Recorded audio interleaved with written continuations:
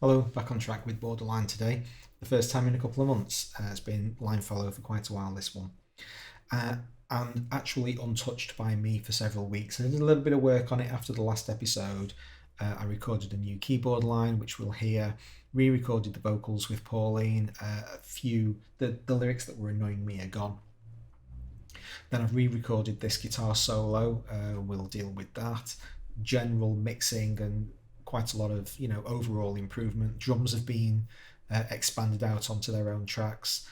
Just today started using Control Room, so please excuse any audio hiccups there may be, but it does allow me to click this saying, and then when I click it, you can come back again. How fantastic is that? Don't have to hear my annoying mechanical mouse clicks anymore. I've just done something inadvertently. Brilliant. Let's get on with it.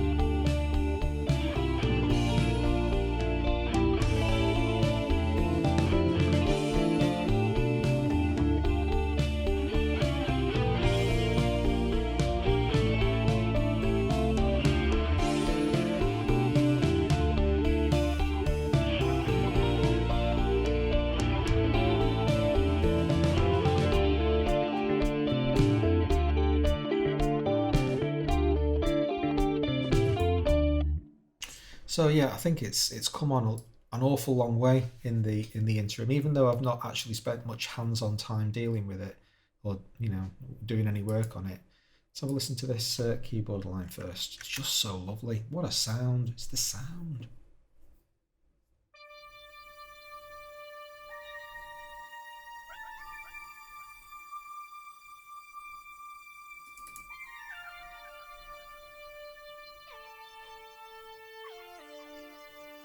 Yeah, the Prophet, just absolutely fantastic. It's exactly what I wanted. I knew it had to be subtle. It couldn't be lots of, this wasn't the place for a face melting mini moog solo. It needed to be, really subdued and in the background, and that just works perfectly. And it definitely was not allowed to get into the in the way of this thing, because this guitar line I really really love.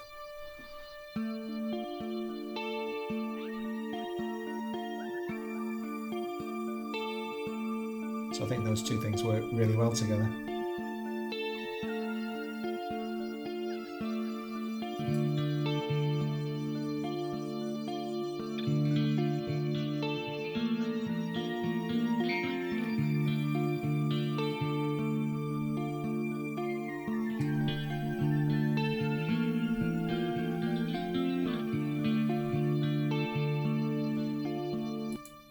Yeah, less is more for sure. Vocals, like I say, they've been re-recorded, but there's not much point like really focusing in on them, because Pauline's always great what she sings. It's just the lines were terrible originally, and I think they're better now. So not much to say there. This guitar solo's been a bit of a bugger. I've had several goes at re-recording it. The main problem with the original one was that it was just too hot. It was I'd recorded it straight out of the GT100, and it must have been absolutely compressed to shit, because it was just an absolute wall of noise. Not clipping whatever the GT was doing, it was doing it responsibly, but there was just no dynamic range to the sound. It was absolutely crushed, and I just didn't feel like it had any dynamic kind of movement to it. So I re-recorded it. This is almost clean. If I took the preamp off, I mean, this will just be in the left ear, but it doesn't matter.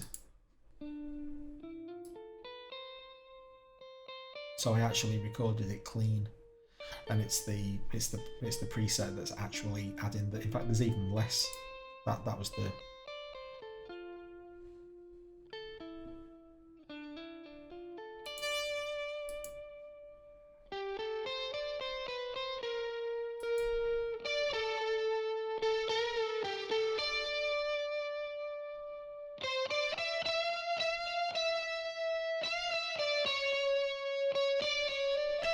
Over on the other side, there is an additional compressor. I've got written down somewhere what this is. I'm absolutely terrible with my kind of history of famous analog equipment.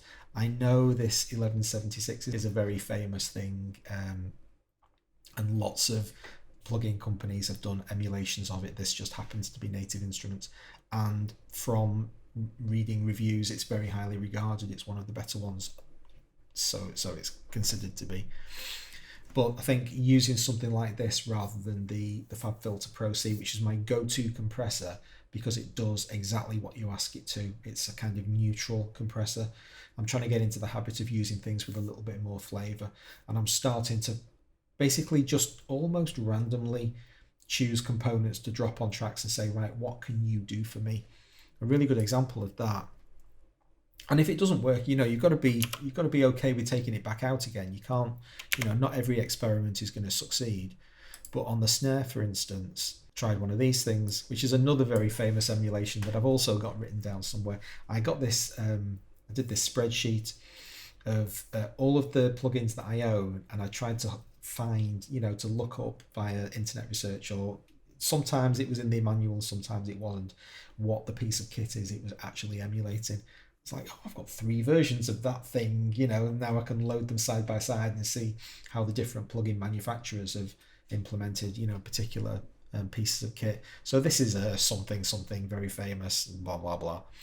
But what I wanted to see was does it bring anything to the party that a plain compressor or a plain preamp in this case, can't do.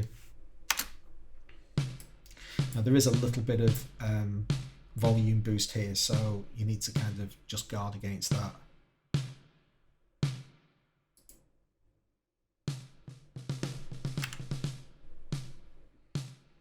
So that's without the effect.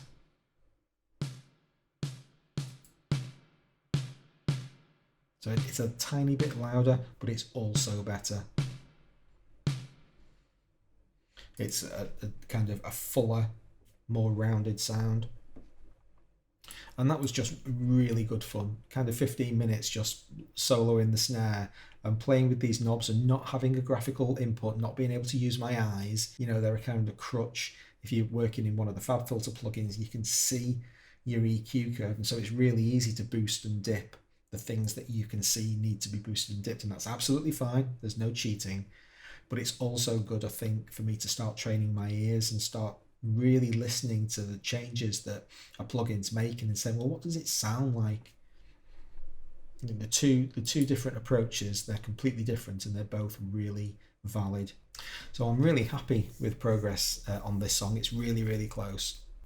Get those vocal harmonies / backing vocals down, and once that's done, ready for final mixing, and another song will be ticked off the list. Thanks a lot. See you next time.